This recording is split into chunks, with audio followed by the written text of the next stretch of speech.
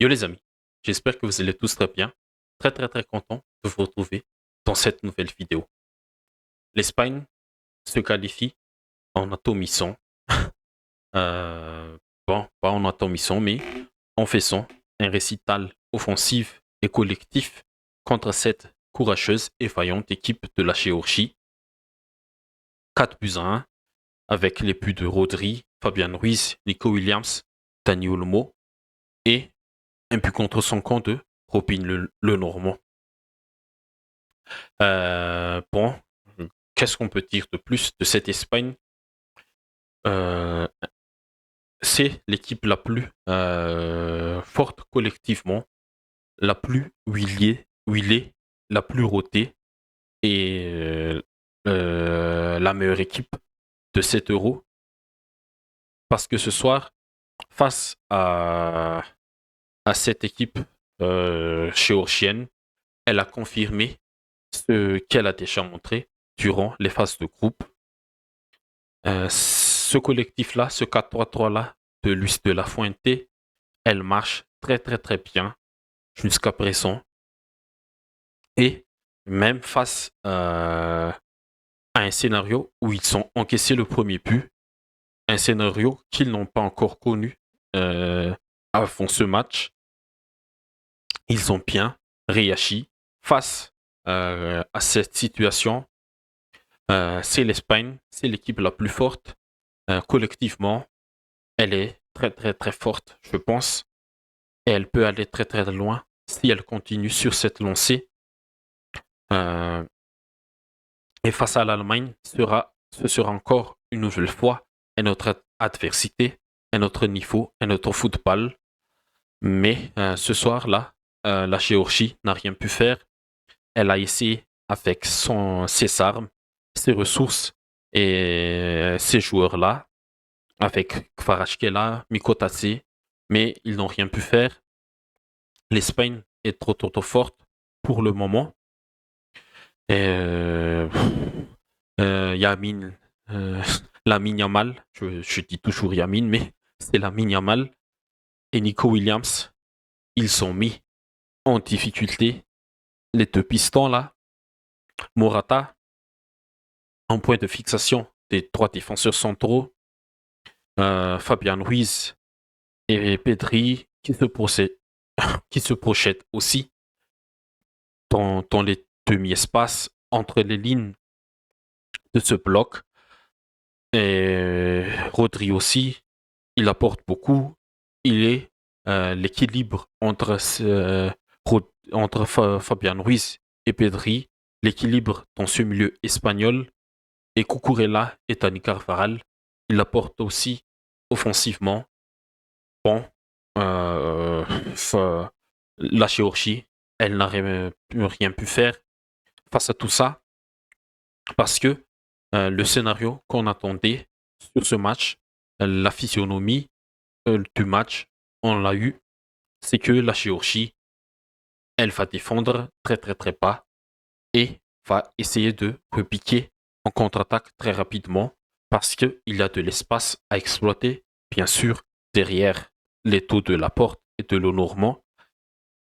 Mais à force pour la Géorgie de défendre comme ça face à la position progressive de l'Espagne et qui ne permet pas au bloc défensif de bien coulisser très très rapidement parce que dès que le ballon est touché par Yamal, Yamal part en 1 contre 1 ou en 2 contre 1 sur son côté. Et il y a le dédoublement de Carvajal, la projection de Pedri qui déstabilise le milieu et Fabian Ruiz aussi de son côté pour être en isolement. Rodri qui exploite et rentre dans l'espace laissé par ces projections-là. Morata qui fixe deux ou deux défenseurs à lui tout seul. Nico Williams aussi de son côté, sur son côté, la même chose avec Yamal, Kabatatse en 1 contre 1 et Shaq Fetatse qui va l'aider, Fabian Ruiz qui se projette et qui perturbe Kvelesiani ou Kashia Ça dépend du positionnement de ces deux-là. La Géorgie, là, son bloc défensif n'a pas marché.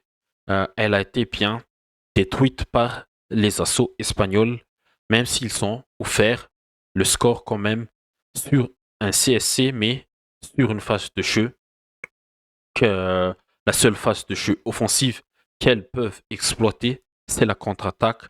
Et ils sont marqués sur cette phase de jeu-là, après une bonne domination de l'Espagne pendant la première quart d'heure de cette rencontre.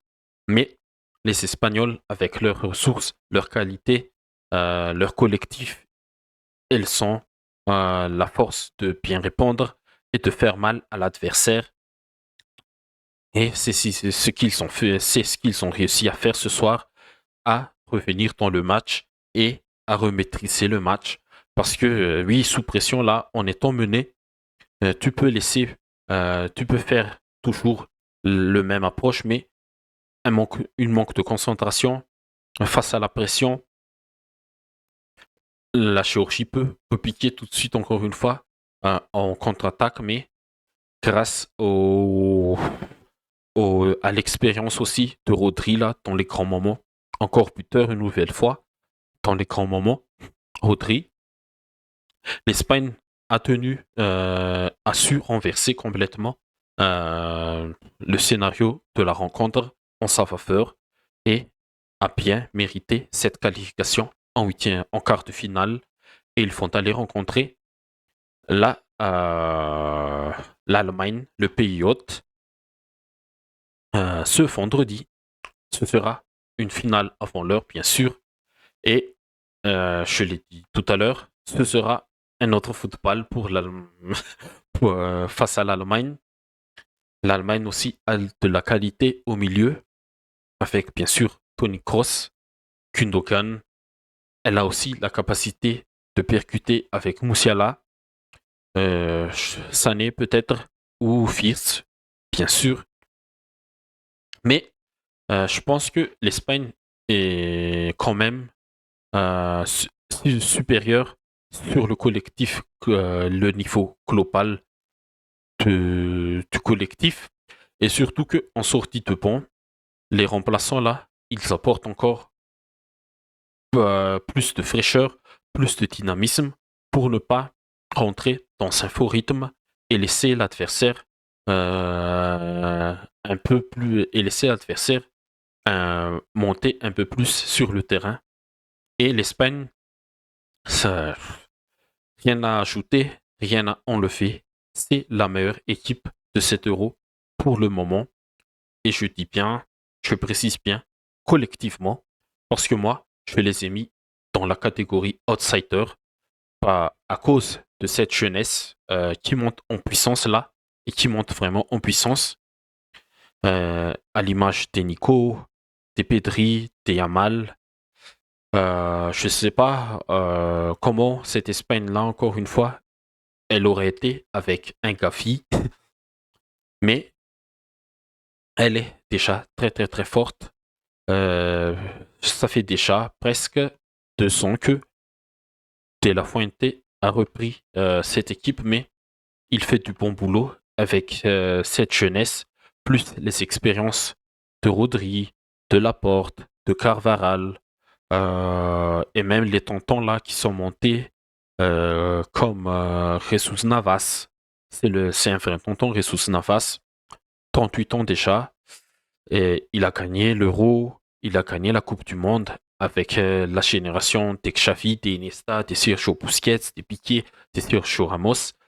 Il a l'expérience à faire passer pour cette jeunesse-là. Bon, l'Espagne, c'est la meilleure équipe collectivement de cette Euro pour le moment. Et sur ce match-là, si je sors quelques joueurs en top, c'est bien sûr Yamal et Nico.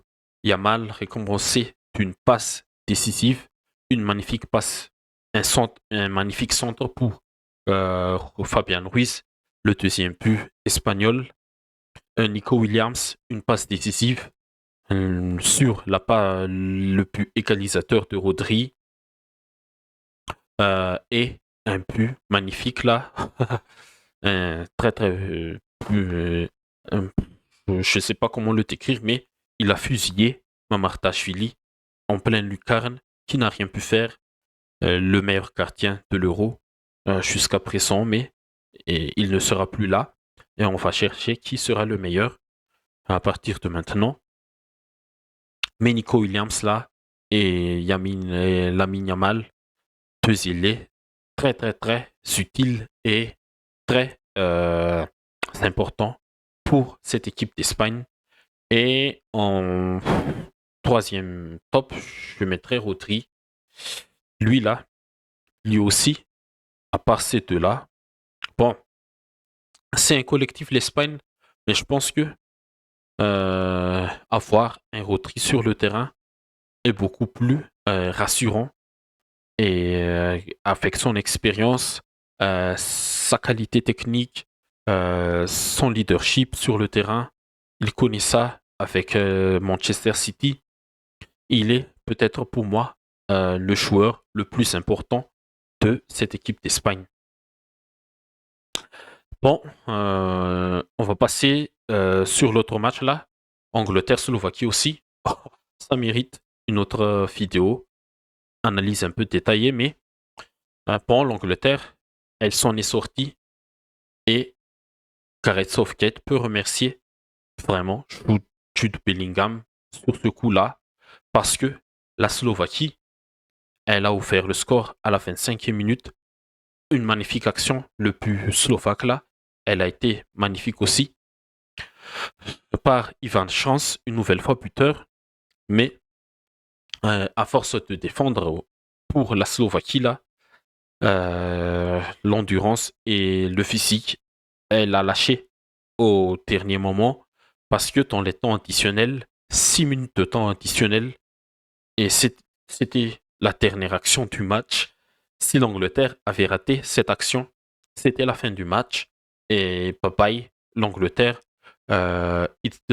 you're going home, you're going to London tonight. Mais grâce à Bellingham et Harry Kane, tu restes encore en Allemagne et tu peux vraiment remercier surtout Bellingham qui a fait un match moyen à l'image du collectif anglais. Oui, on peut comparer par rapport à l'Espagne. Le collectif anglais là n'est pas du tout fonctionnel, ça marche pas. Gareth Southgate ne trouve pas la mayonnaise, mais je pense qu'il va rester sur son idée là. Euh, ce n'est pas peut-être l'équipe la plus séduisante et la plus dominatrice qui soit, mais qui va être décisive dans les moments clés avec leur individualité. Et ce qui s'est passé, c'est ce qui s'est passé ce soir. Bellingham a sauvé les meubles et Harry Kane a qualifié son équipe pour les quarts de finale.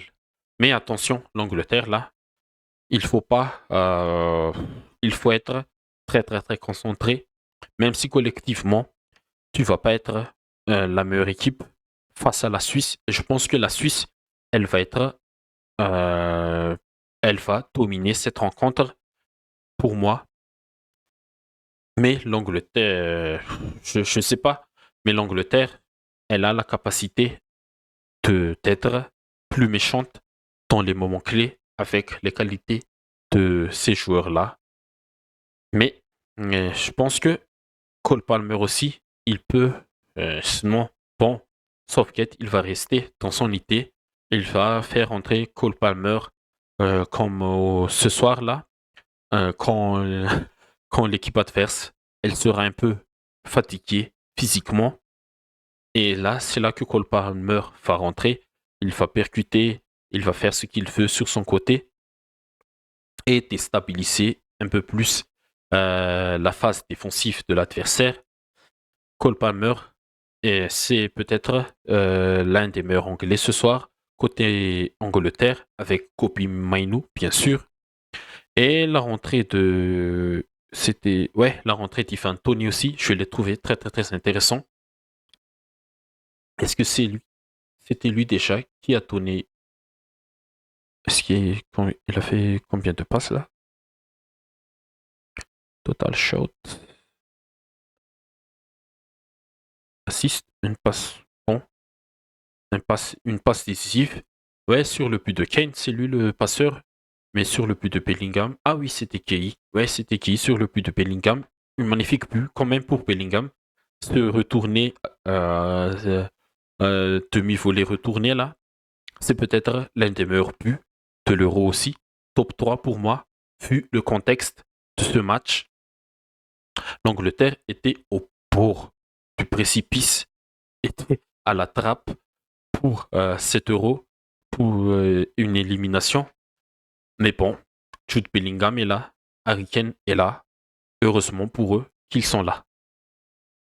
Bon, on va passer à la partie prono maintenant.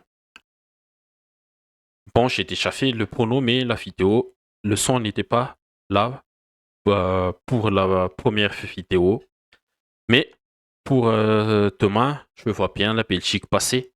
Un match assez fermé. Infirmé, elle va être attaque-défense, attaque-défense. Il y aura des temps forts pour chacune des deux équipes. Il y aura des temps faibles pour la France, pour la Belgique. Mais De Bruyne, il va marquer le but de la victoire et de la qualification pour la Belgique. Encore une fois, désolé pour la France, peut-être qui va se faire éliminer encore une fois en huitième de finale, mais on verra ça demain. Et pour l'autre match, une victoire de buts à 1 des Portugais. Mais je vois ce match comme le match Portugal-Tchéquie. La Slovénie qui va marquer en premier et le Portugal qui va égaliser et va marquer le but de la victoire dans les temps additionnels ou en prolongation. Bon, c'est tout les amis. C'est ce que j'ai à dire sur ces deux matchs-là. J'espère que ça vous a plu. Si c'est le cas, n'hésitez pas à liker, à commenter et à partager la vidéo pour tous les amoureux du football et pour tous les suiveurs de 7 euros, bien sûr. Et surtout, n'hésitez pas à vous abonner si vous ne l'êtes pas encore et activer les notifications pour ne pas rater les prochains matchs de cette... pas les prochains matchs, mais les prochaines vidéos de 7 euros 2024. Merci à vous tous et à la prochaine. Merci.